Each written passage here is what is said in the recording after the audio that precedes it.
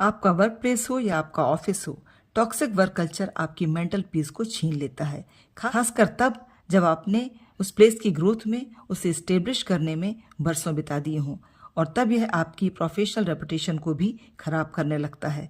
इस सिचुएशन में दो ही सॉल्यूशन होते हैं, तो हम इससे डील करें या उस जगह को छोड़ दें। तो जानिए दोनों ही सिचुएशन में आपको क्या करना चाहिए।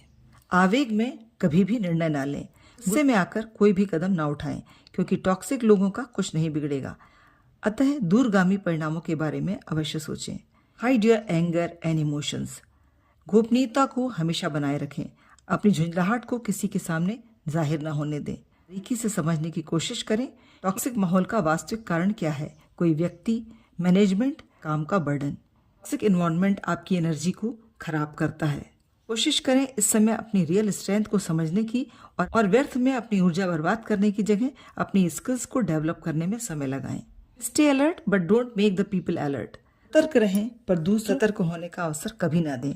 अपने व्यवहार में इतना संयम रखें कि सामने वाला आपकी प्लान को, आपके रिएक्शंस को समझ ना सके। उसे यह महसूस ना होने दें कि आप उसकी चालों को जान गए हैं। इससे उसे सतर्क होने का अवसर मिल जाएगा।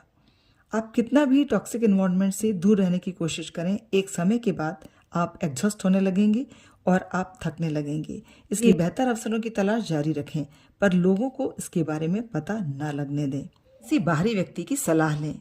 जिस व्यक्ति से आप सलाह मशवरा कर रहे हैं वह आपका कलीग या आपका कोवर्कर, जो आपके ऑफिस से किसी भी तरह से रिलेट ना हो और आपका भरोसेमंद हो, ऐसे व्यक्ति से आप परामर्श ले सकते हैं।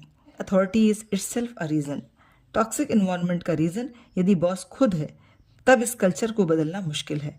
तो बेटर है सर्वाइवल की जगह एग्जिट पर ध्यान दें, यानी कि उस जगह पर कंसिस्टेंटली बने रहने की जगह स्थान को छोड़ने की कोशिश करें। आप जॉब में रहें या ना रहें, टॉक्सिक लोगों की चालें डिस्क्लोज करना जरूरी है, नहीं तो ये आपकी रेपुटेशन को आघात पहुंचाएंगे और यह बताने की कोशिश करेंगे सारे प्रॉब्लम की जड़ आप ही थे और सारा एलिगेशन आप पर लगा देंगे। तो हमेशा ऐसे लोगों के अगेंस्ट मेल्स, मैसेज या कोई भी इंसिडेंट्स का रिकॉर्ड अवश्य रखें जो उन्हें गलत साबित कर सके। रिमेन न्यूट्रल, तटस्थ और प्रोफेशनल रहें। आपके दिमाग में जो भी चल रहा है, अपनी भावनाओं को काम पर हावी ना होने दें, कोई प्रतिक्रिया ना दें और अपने काम से काम रखें।